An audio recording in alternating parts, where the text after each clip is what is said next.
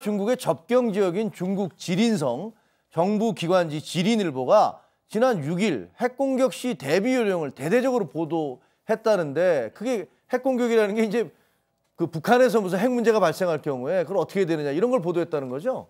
그 지린성이라는 게 접경 지역이에요. 네, 길림이죠, 그러니까. 예. 그러니까 이제 거기에서는 제가 볼 때는 이제 그 북핵 실험장인 풍계리에서 거리가 100km. 100km 정도에 지금 불과하다는 거거든요. 네. 그러니까 이제 거기서 그 지린일보에 실린 게 그 핵무기 상식, 뭐 대응 방법 이런 여러 가지를 대비 요령이라든가 이런 걸 실리니까 이제 이게 뭐냐 도대체 한반도에서 전쟁이 터지는 거냐 하고 이제 여러 가지 막 우왕좌왕 이런 일이 벌어진 그러니까 거예요. 저 얘기가 북한이 중국을 공격한다는 얘기는 아닐 거 아니에요.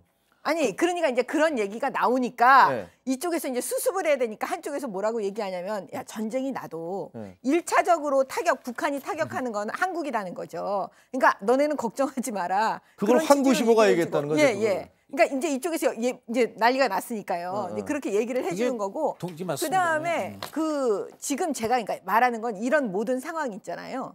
핵심은 이거 같아요. 정치와 상관없이 북핵을 실험하는 그 장소 인근에 있는 사람들은 다 불안해한다고 해요.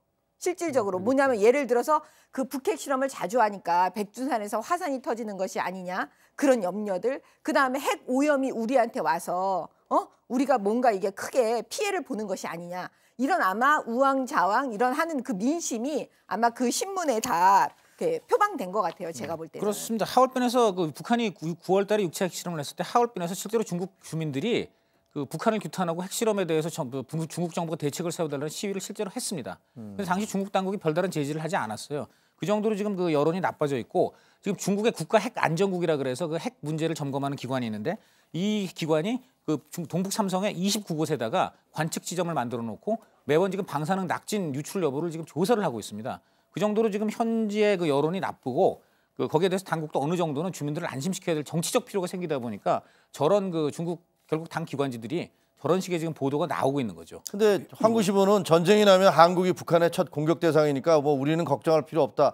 이렇게 사설을 썼다가 그걸 내렸다고 하는데 그러니까요. 우리 대통령이 지금 중국을 가는데 저런 기사를 쓰는 건 좀 바로 그건데 예의가 그러니까 어긋나지 않나요? 지금이라서 그 지린성 주민이나 이런 분들이 불안해하고 그런 여론은 뭐 당연히 형성이 될 수 있는 문제라고 생각을 하고요. 그다음에 이 여론 때문에 보도가 나올 수도 있다고 보는데 문제는 이 보도에 중국 어떤 정부의 어떤 입김이나 뭔가 맥락에 깔려 있느냐가 사실은 이제 중요하게 이제 체크를 해야 되는 포인트가 되는데 우리가 환구시보 보도를 주목하는 이유는 중국 그러니까 공산당 기관지인 인민일보의 자매지라는 이유 때문 아니겠습니까?